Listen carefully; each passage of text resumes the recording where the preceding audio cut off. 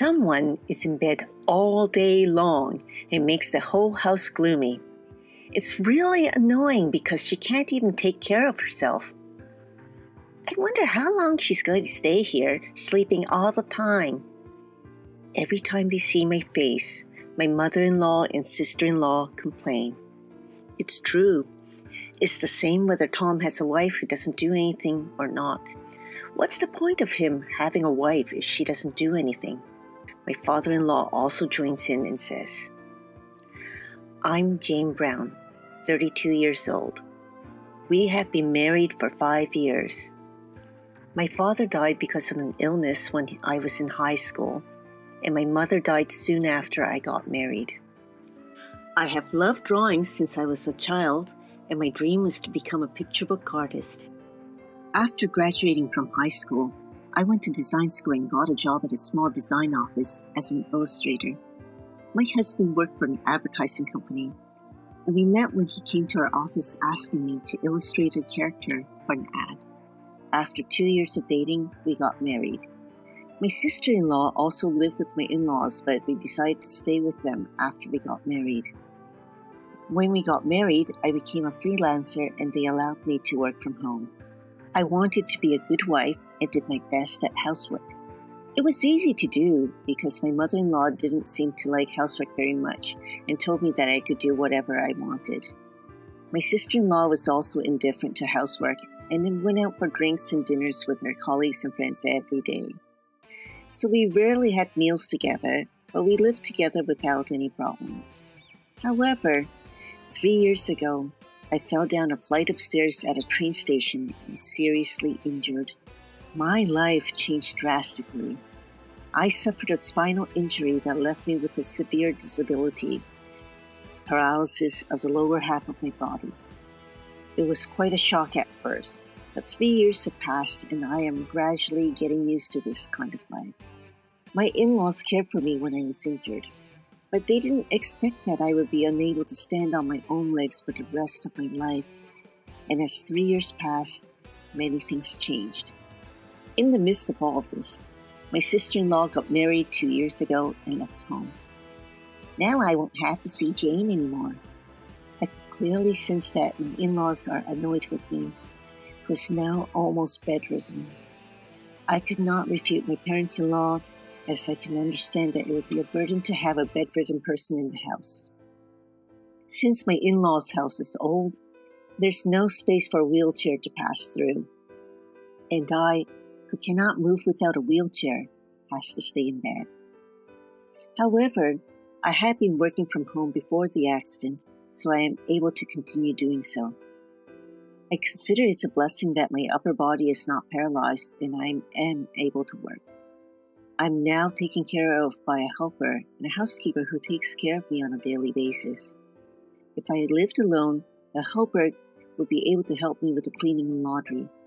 But this isn't possible since I have family living with me. The helper can only provide physical assistance. My husband can't take care of me because of his work. My parents are very healthy. My mother-in-law is not disabled or ill. My father-in-law turned 65 last year and is retired, so he's home all the time. Home helpers aren't supposed to provide assistance if you have family living with you who is healthy and not working. Assistance such as cleaning, laundry, and shopping. For the first 2 years or so, my in-laws helped a little while they were at it with their own chores. But gradually they stopped doing it. I can understand that for my mother-in-law, who originally disliked housework, it must have been a hassle for her to do my stuff. My husband was also kind to me in the beginning, but now he rarely even speaks to me and does absolutely nothing to help. I have a job to do, and caring for someone isn't a man's job. That's all he says. Just because my in-laws don't do anything for me doesn't mean that the helpers can assist me because of regulations. But the helper saw my situation and with concern for me, introduced me to a housekeeper. What a waste of money to have a housekeeper. What kind of extravagance are you talking about? But I also have my personal needs. If you don't do my laundry, I won't have any clothes to change into. Are you trying to exploit me? Your mother-in-law? I don't think so. But with my situation, I have no choice but to ask you. When I said that, my in-laws looked at me as if they were looking at a nuisance. You're really a pest. We don't have that kind of money. I'll take care of it. I was so glad I had kept my job. So I managed to get a housekeeper to come to the house. The housekeeper was a 52-year-old woman named Susie. Her husband died a long time ago, and she has no children. I felt she was somewhat like my late mother. She was a very kind and gentle person who took care of me very well, and I was very happy. Now, the only people I can talk to are Susie and the helper, not my family. When Susie arrived, my parents-in-law immediately tried to take advantage of the situation. Hey, you! Do the laundry and cleaning over here too. No. What? You're a housekeeper. What are you doing here? If I do your part, it will cost extra. Will you pay for it? Then I'll do it. What the hell is wrong with you? What an arrogant housekeeper you are. There was an argument, but I felt a little relieved when she clearly said no.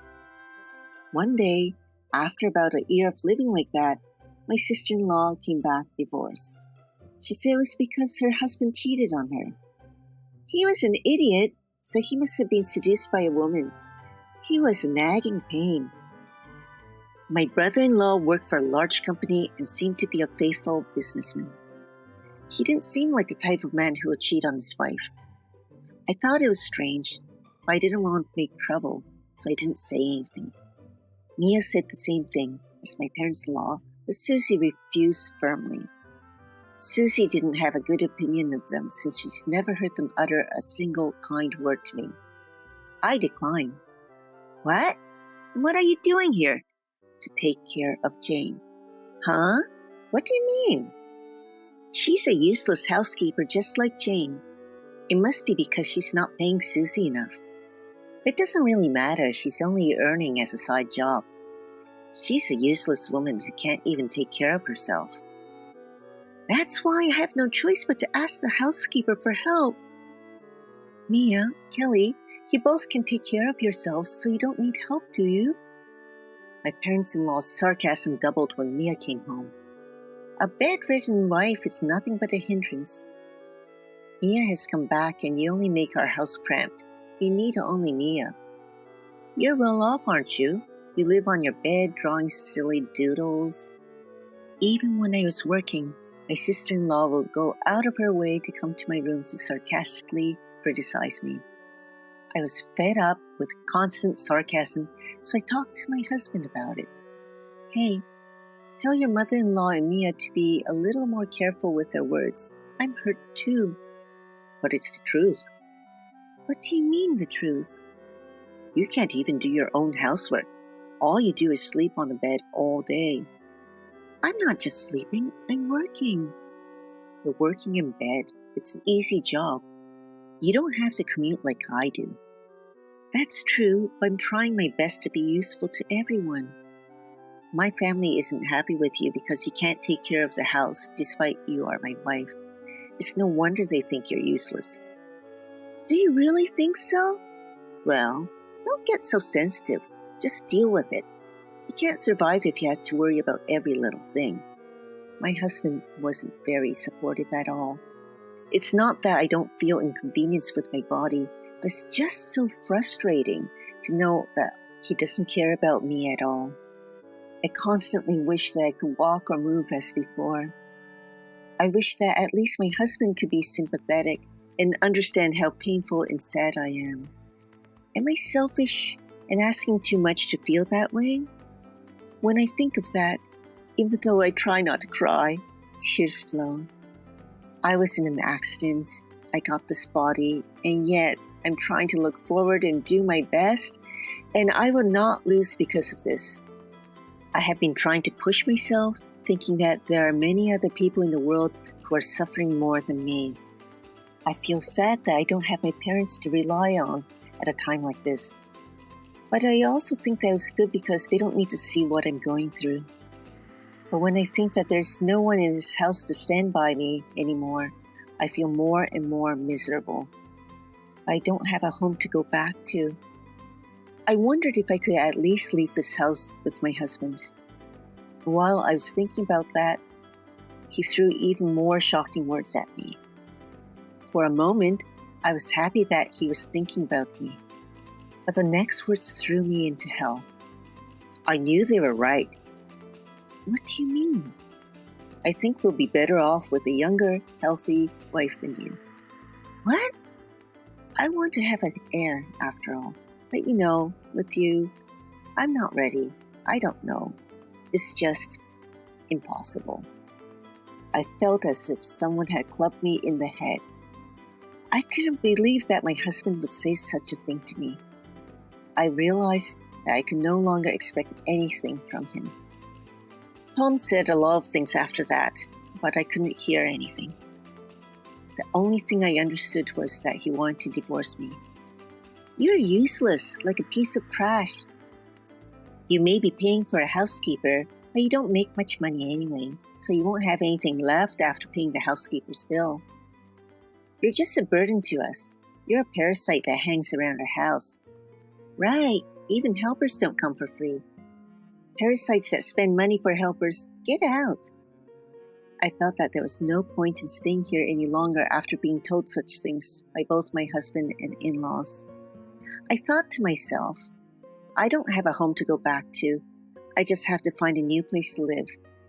Okay, I'll move out. I asked Susie to help me find a new place to live. She was happy to help me, and now all the procedures can be done online, which is very convenient.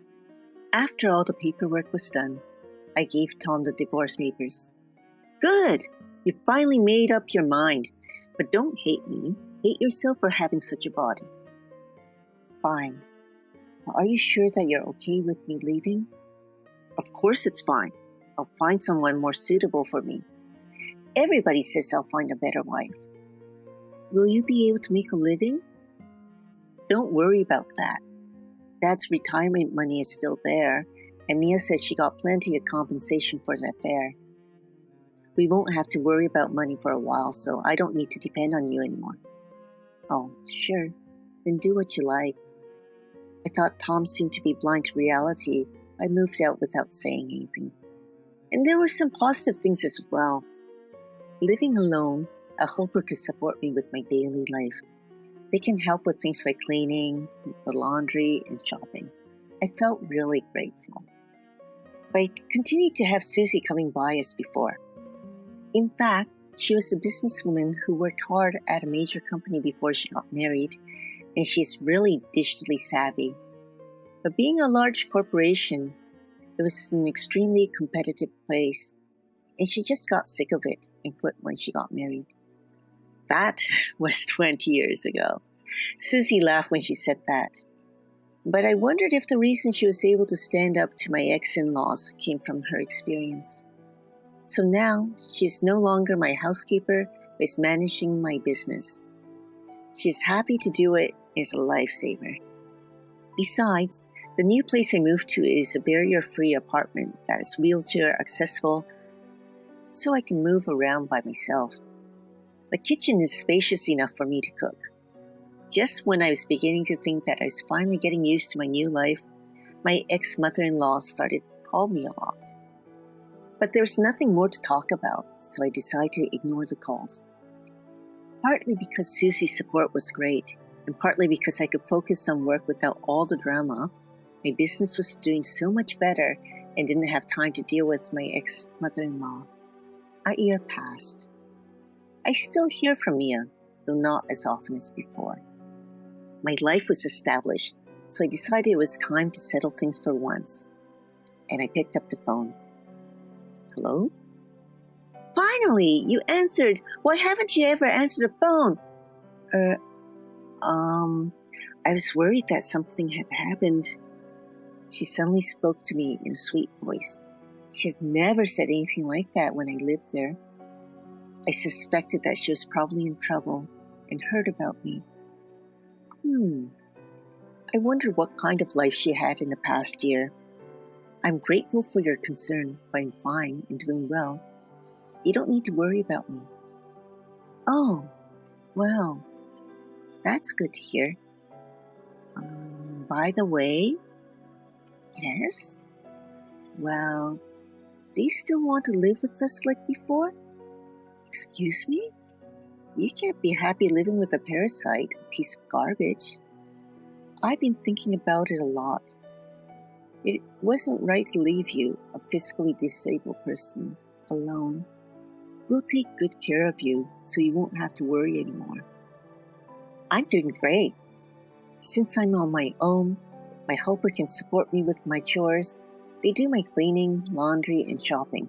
Besides, Susie helps me with my work. No issues at all. About that business? Is it true you're making more than Tom? Yep. But at the time of the divorce, he seemed to forget about it.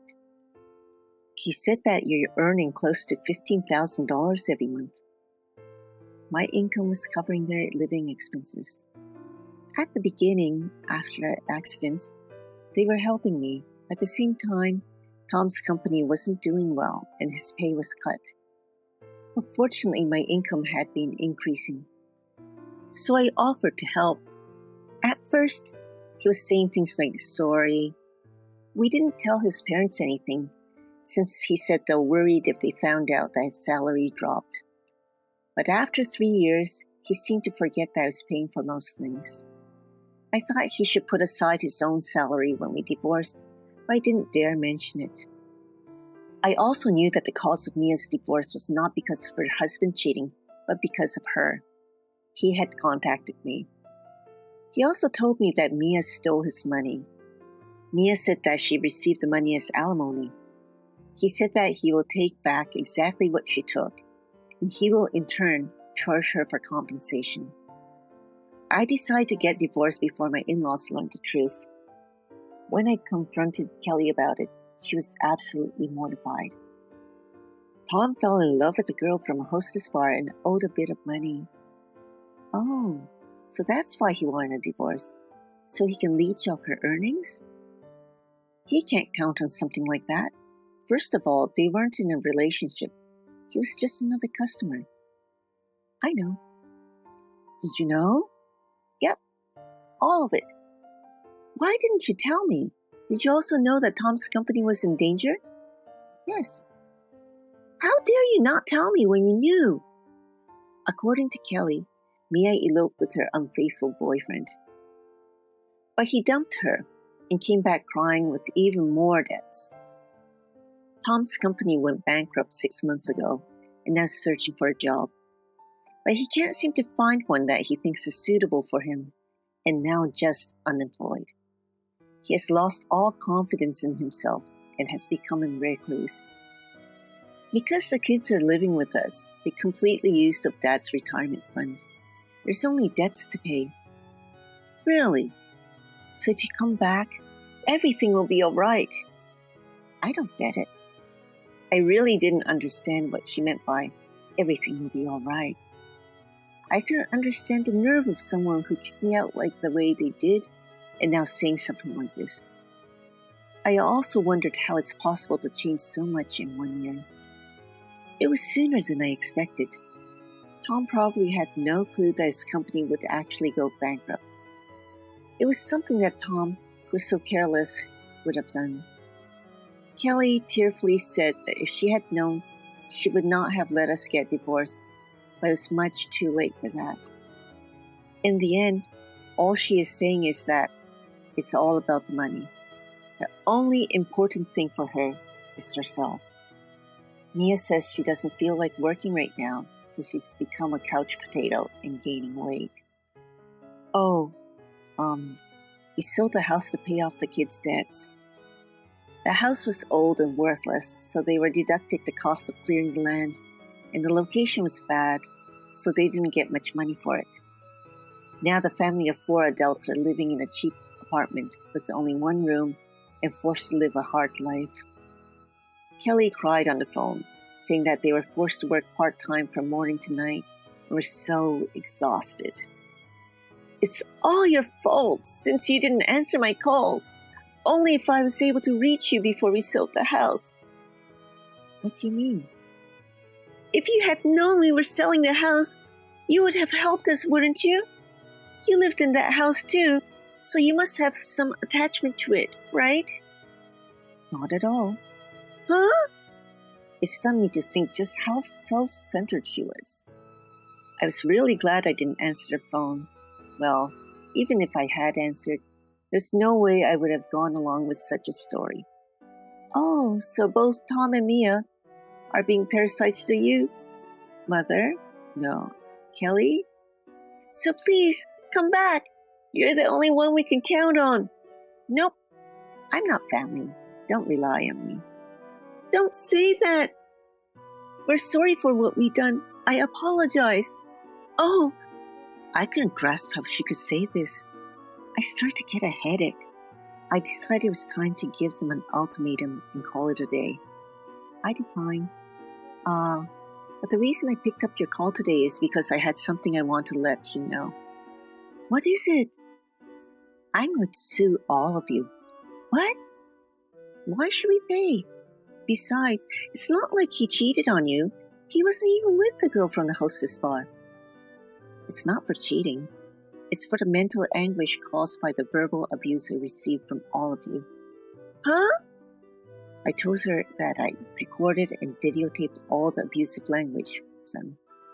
When I told her the evidence I had, she became quite upset and hung up the phone abruptly. Maybe she thought I might demand more if we continued our talk. I wonder if this was what it was like to feel guilty. When I made a request for compensation through my lawyer, Kelly tearfully pleaded to somehow make it go away. They complained about the current situation. Of course, there was no way I would accept. I had been asked to illustrate a picture book. I'm one step closer to my dream of becoming a picture book author someday. Many things have happened to me, but I would continue to live my life positively and without taking myself too seriously.